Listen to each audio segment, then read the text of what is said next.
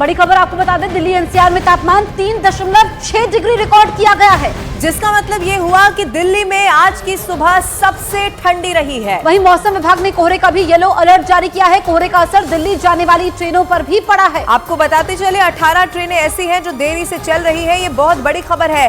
दिल्ली में आज की सुबह सबसे ठंडी रही है। तापमान सफदरजंग में 3.6 डिग्री यहाँ पर दर्ज किया गया है। न सिर्फ ठंड बल्कि कोहरे ने भी लोगों की मुश्किल बहुत ज्यादा बढ़ा दी है। एक तरफ दिल्ली की ओर जाने वाली 18 ट्रेन लेट हुई है। कोहरे की वजह से 104 उड़ानों पर भी असर पड़ा है। तो आज दिल्ली में सबसे ठंडी सुबह रही है। सबसे कम तापमान सफदरजंग में 3.6 डिग्री सेल्सियस दर्ज किया गया। न्यूज 18 इंडिया संवाददाता प्रियंका फोन लाइन पर मौजूद है। प्रियंका, कितनी ट्रेनों पर असर पड़ा है और फ्लाइट्स पर भी असर पड़ा है? इस वक्त ताजा स्थिति क्या है? देखिए, कोहरा एक बार फिर अगर कहे कोहरे ने वापसी कर ली है तो कहना गलत नहीं होगा। 104 फ्लाइट पर असर दिख रहा है, यानी कि डाइवर्जन है या जो फ्लाइट है वो लेट है।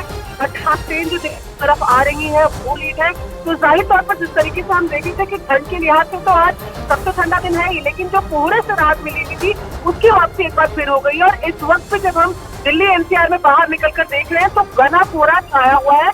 सुबह के वक्त उसकी विजिबिलिटी और ज्यादा कम होती है। ऐसे में दिन चढ़ने के साथ ही उम्मीद की जा रही है कि जैसे जैसे दिन चढ़ेगा तो शायद कोहरे में थोड़ी कमी हो, लेकिन आज जो लोग घर से बाहर निकल रहे हैं उनको कोहरे का सामना जरूर करना पड़ रहा है। बिल्कुल प्रियंका, और यही लोगों की मुश्किलें भी लगातार बढ़ा रहा है। फिलहाल बहुत शुक्रिया तमाम जानकारी के लिए।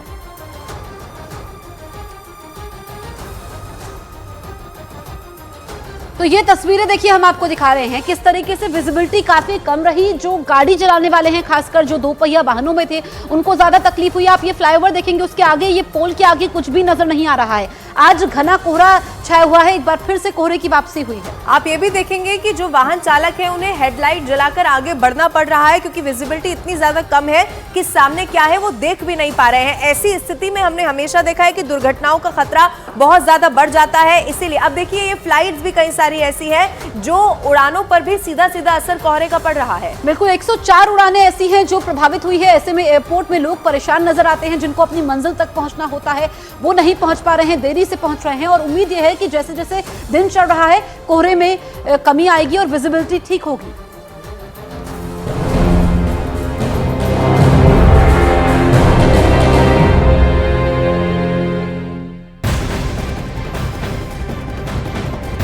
और अब एक और ब्रेकिंग न्यूज आपको बता दें, लोकसभा चुनाव को देखते हुए आज इंडी गठबंधन की वर्चुअल बैठक बुलाई गई है। जानकारी के मुताबिक सुबह 11:30 बजे इंडी गठबंधन की वर्चुअल बैठक शुरू होगी।